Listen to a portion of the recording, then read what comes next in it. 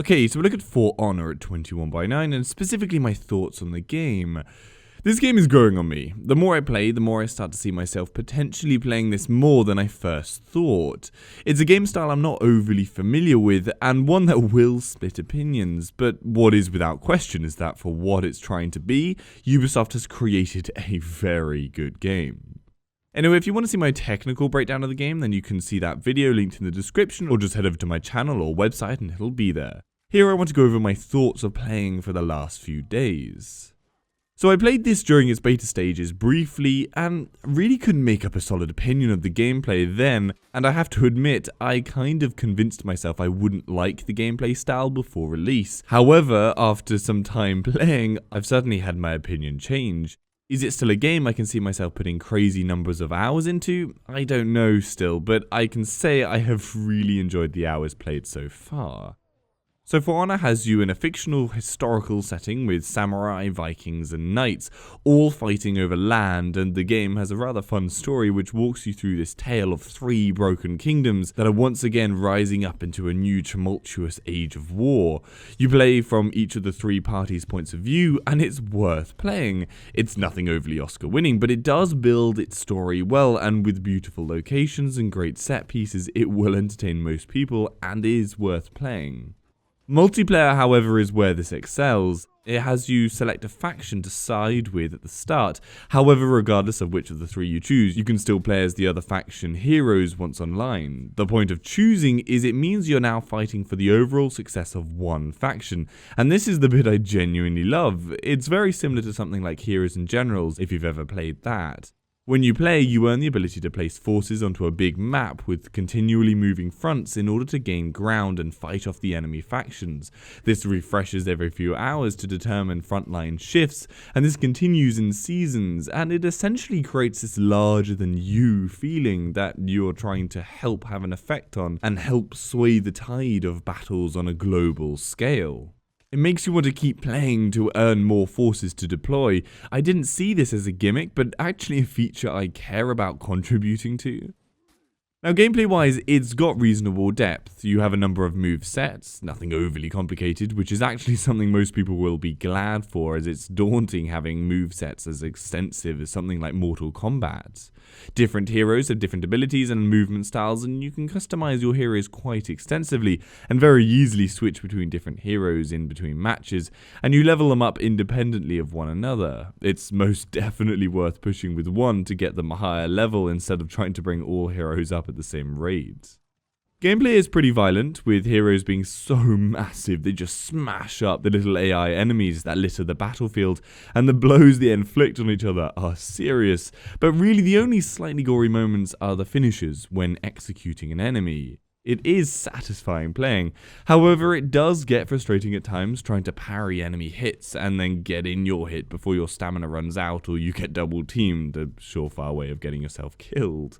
That said, you, if you're good enough, can take on multiple enemies, but that will be a challenge and a half. Overall, gameplay is interesting, it feels unique and has a good learning curve. Any idiot can smash the heavy and light hit buttons, but successfully parrying and dodging and combining hits with pushes is a very challenging experience. You'll always end up running out of stamina at the worst moments as well. The feeling of playing is interesting.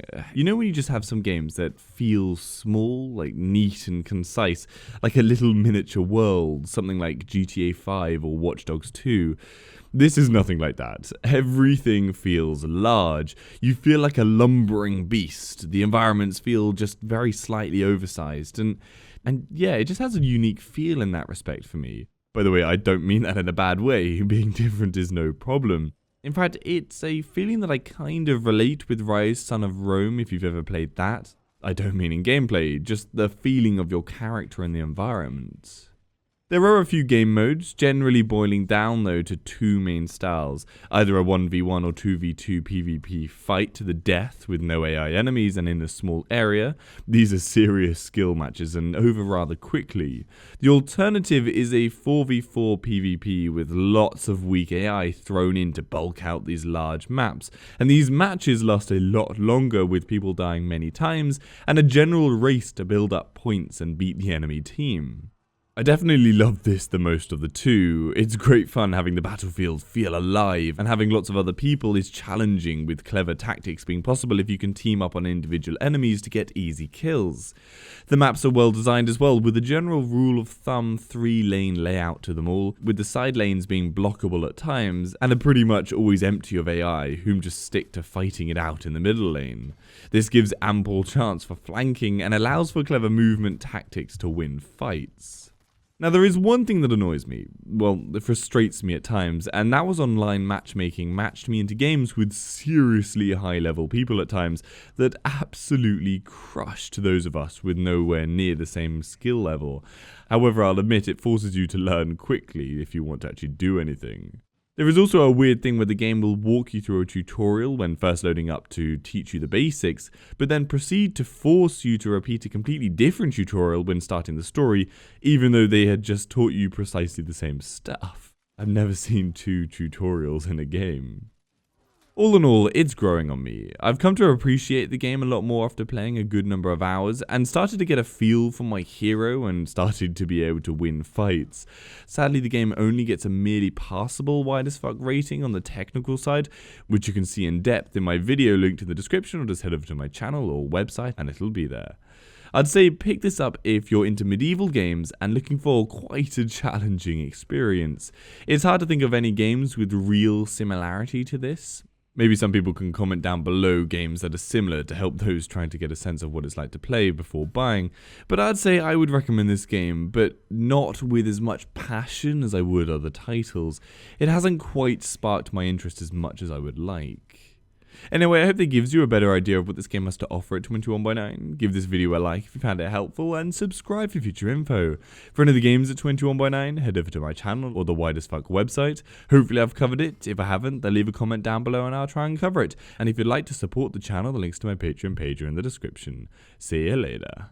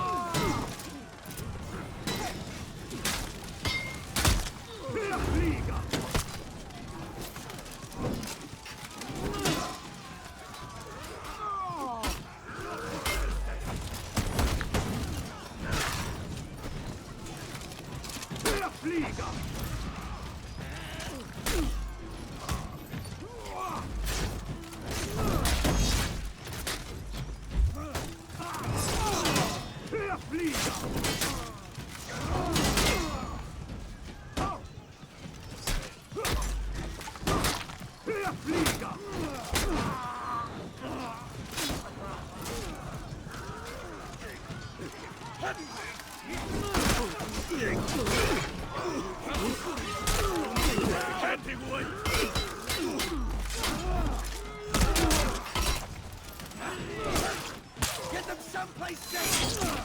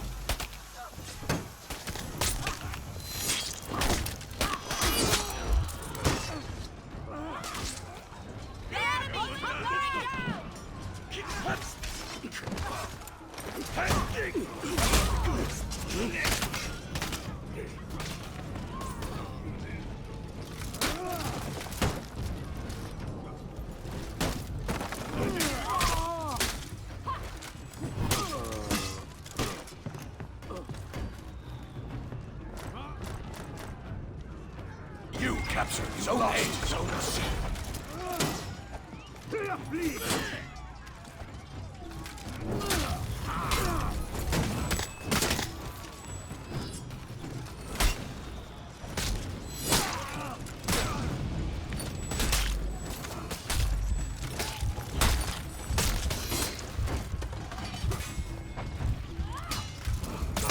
Lost Zone A.